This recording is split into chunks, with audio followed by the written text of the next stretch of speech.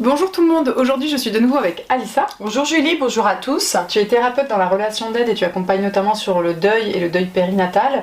Aujourd'hui on parlait du syndrome du gisant ou de la gisante, qu'est-ce que c'est ? Alors, le gisant, c'est un enfant de remplacement.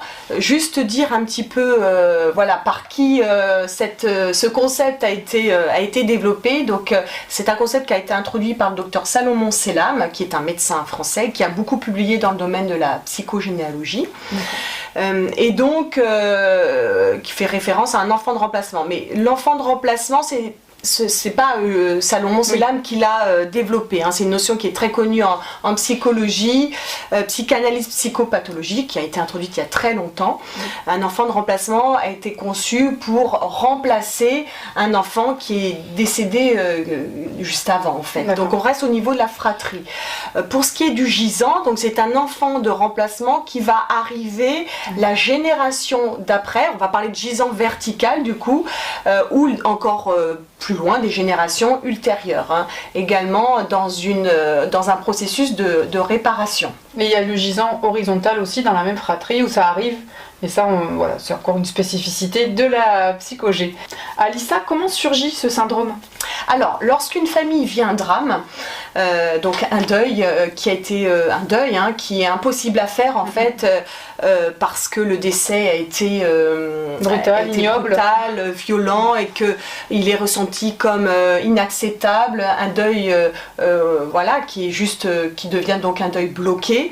Il y a une mémoire transgénérationnelle qui va naître de cette souffrance et l'arbre va chercher à réparer en fait ce drame, cette souffrance par la présence d'un gisant qui va venir justement remplacer le défunt, la personne disparue trop tôt. D'accord, très bien. Quels sont les indices où on pourrait se dire mais en fait j'ai le syndrome du gisant ou de la gisante ? Alors, Salomon Selam, dans son livre, il a écrit un ouvrage qui s'appelle Le syndrome du gisant, un subtil enfant de remplacement. Donc, pour ceux ou celles qui seraient intéressés, je vous invite à le parcourir ou à le lire. Parce que ici, c'est vrai que je vais juste synthétiser en quelques mots, finalement, ce syndrome qui est très complexe.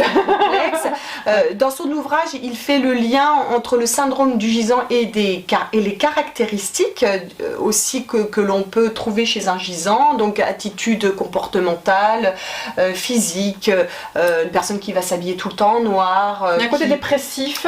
Une grande tristesse, une profonde mélancolie, grande tristesse. Il fait aussi le lien entre le syndrome et certaines maladies. Des maladies neurologiques, Parkinson, la sclérose en plaques, donc des maladies immobilisantes, des maladies du métabolisme, des maladies digestives et puis des troubles psychologiques et psychiatriques. Un élément important qu'on n'a peut-être pas encore nommé, la date de naissance. Les dates ont quand même une importance dans cet écho. Alors pour identifier un gisant en psychogénéalogie, déjà en psychogé, je l'avais dit, on se réfère beaucoup aux dates. Date de naissance, date de décès, date de conception. Et il faut que plusieurs conditions soient réunies pour identifier le gisant présumé. Donc pour le gisant, il y a aussi la date du gisant. Donc là, je ne vais pas aller dans le détail. C'est vrai d'avoir des dates de la personne qui est disparue. Exactement. C'est aidant quand même pour faire des liens, des corrélations. Voilà, il faut qu'il y ait plusieurs coïncidences et puis plusieurs dates, en tout cas communes pour identifier, repérer un gisant présumé. Très bien. Qu'est-ce qu'on fait quand on a identifié qu'on est gisante ou gisant ? Une thérapie, un soin énergétique ? Comment on peut s'aider soi-même à se défaire de ce poids, parce que c'est une forme de poids aussi, j'ai l'impression, parce que les gens ne sont pas forcément toujours bien. On a décrit quand même des maladies, un état dépressif. Je sais que certaines personnes ont la ressource de modifier ça en créativité intense, et ce sont des artistes très productifs et productives, comme Salvador Dali par exemple. Donc comment on fait pour se débarrasser de ce truc ? Et est-ce que c'est intéressant de s'en débarrasser ? Alors, après, encore une fois, oui, j'apporterai des nuances parce que déjà chaque gisant, je veux dire, est différent, chaque ressenti est différent. Donc ça c'est quelque quelque chose que je peux vraiment aborder au fil de l'eau au cours des séances. En revanche, si une personne, la personne vient me voir et qu'on identifie qu'elle est gisante présumée, voilà, d'un aïeul, et quand elle en a en effet les conséquences dans sa vie présente, hein, c'est-à-dire aussi le sentiment de ne pas pouvoir vivre sa vie, puisque c'est ça au fond, c'est la reprise de trajectoire hein, de la personne décédée. Donc on a sa vie et puis on a à reprendre la vie du défunt, hein, d'où le dans ce processus coup, en fait de réparation transgénérationnelle.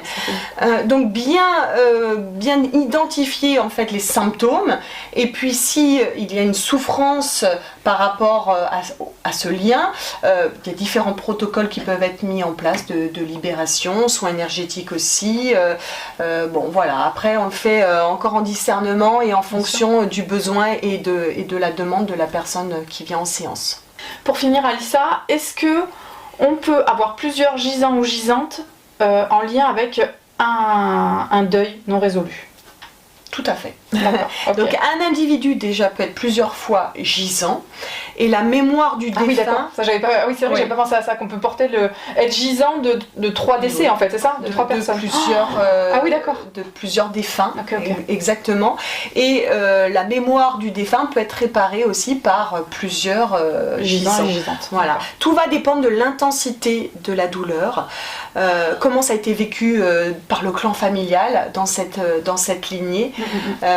Et puis il y a des deuils qui sont tellement impossibles à faire que évidemment le traumatisme est très présent encore les générations suivantes. Et de ce que j'en avais aussi compris, c'est que de donner le prénom des défunts accentue aussi ce syndrome-là, puisqu'il y a une association d'énergie, on va dire, via le prénom. Si en plus il y a la date, enfin, il y a des choses comme ça qui l'enfant mort. Voilà, c'est ça en fait. Hein. On a beaucoup fait ça dans un processus inconscient. Les parents pouvaient donner le prénom ou le deuxième prénom du défunt à l'enfant de remplacement en fait. Et donc encore une fois cette impossibilité ou cette incapacité à vivre sa propre vie. À autre chose aussi, parce que du coup quand on donne le prénom, c'est qu'on ne veut pas oublier la mémoire et il y a quelque chose qui continue. Alors c'est beau dans l'état d'esprit, mais ça inclut aussi une conséquence, on va dire, pour les lignées d'après. Je vais finir avec une petite anecdote parce que j'ai participé à une journée de formation sur le sujet que j'ai trouvé génial, hein, le syndrome du gisant ou de la gisante. Et il venait d'y avoir peu de temps avant un crash d'avion, on ne retrouvait pas l'avion et le formateur me disait ah bah voilà, là ça va être le cas de nombreux gisants et gisantes parce qu'il n'y a aucune explication. On ne sait pas comment et pourquoi l'avion s'est crashé, on ne sait pas où il est. Il n'y a pas d'enterrement des corps. Il me dit voilà, les gens vont redonner les prénoms des défunts pour leur mémoire, les dates vont sûrement correspondre à quelques-uns, et voilà, on repart sur les gisants. Donc ça vous donne une explication plus concrète aussi d'un décès inexplicable qui traumatise les familles. Voilà. Bah, je te remercie. Merci Julie. Merci à vous de nous avoir écoutés. On vous dit à bientôt.